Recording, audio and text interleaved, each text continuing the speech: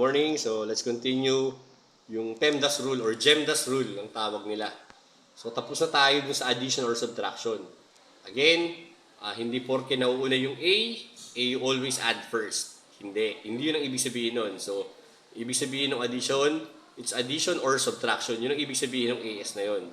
So from left to right, kung nauna yung subtraction, you subtract first. So ganun din yung MD na yan, yung multiplication and division na yan. Hindi porke nauuna yung MA, you always multiply first. Okay? So kung ano yung mauna sa kanila, multiplication or division, multiply or divide. Ganun din siya, from left to right, kung nauna yung division, you divide first. Kung nauna yung multiplication, you multiply first. So katulad nitong example natin, negative 10 divided by 2 times 7. Since nauna yung division, so we will divide first. Okay, so gawin na natin yan.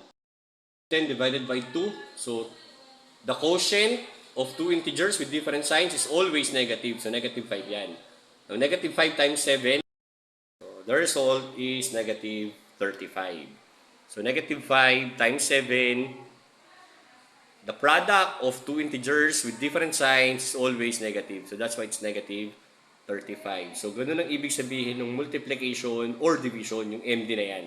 Okay? So, hindi porke nauna yung M, ay you always multiply first. Hindi ganun ang ibig sabihin nun. Multiply or divide ang ibig sabihin yan.